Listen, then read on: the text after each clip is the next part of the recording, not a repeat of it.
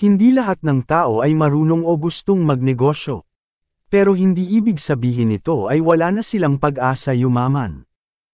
Napakaraming paraan kung paano yumaman ang hindi mangangailangan na ikaw ay magnegosyo.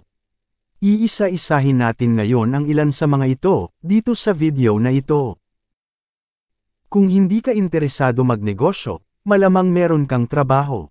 Isang paraan para yumaman ay karirin mo ang pagiging empleyado. Iwasan ma-late o absent para hindi nababawasan ang iyong sahod. Magsipag hanggang ma-promote ka at ang iyong sweldo ang ipunin mo para ikaw ay yumaman.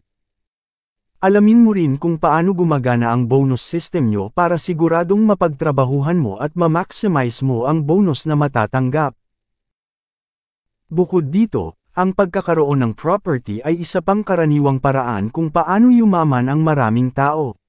At may iba-ibang paraan din kung paano ito gumagana. Pwedeng mag-buy and sell ka ng property, buy low tapos sell high. Yung iba, nagko-construct o nagre-renovate para mas mabilis tumaas ang value ng property. Samantalang yung iba ay ginagawang rental ang property. Katulad ng apartment o short-term rental, para ito maging source ng passive income.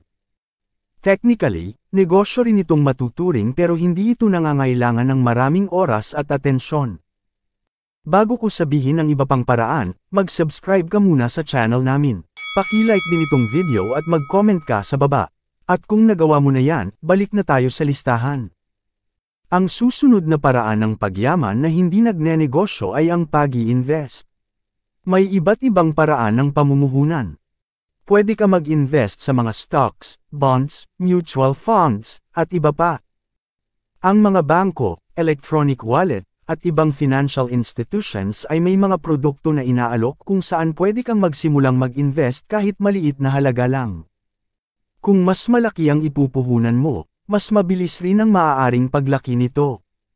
Ngunit tandaan na ang kahit anong investment ay may kasamang risk, o chance na ang pera mo ay lumiit. Kailangan lang na pag-aralan mo mabuti kung ano ang paglalagakan mo ng pera. Pero hindi lang ang mga nabanggit ang example ng investment. Pwede ka rin mag-invest sa mga private na negosyo. Ibang tao ang may-ari ng negosyo at ikaw ang lumalabas lang na financer. Medyo mas malaki lang ang risk na kalakip nito dahil ang negosyo ay hindi guaranteed.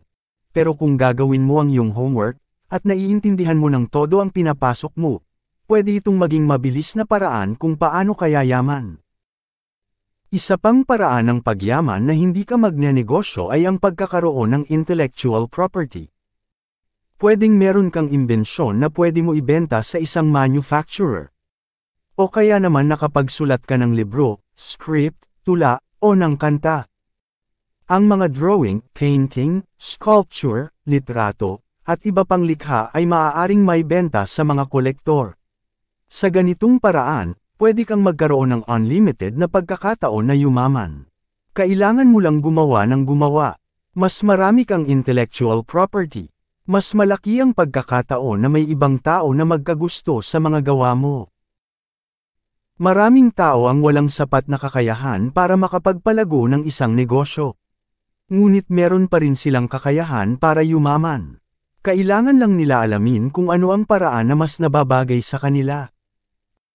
Nagustuhan mo ba ang video na ito? Marami pa kaming video na nagbibigay kaalaman tungkol sa pera, negosyo, at iba pa.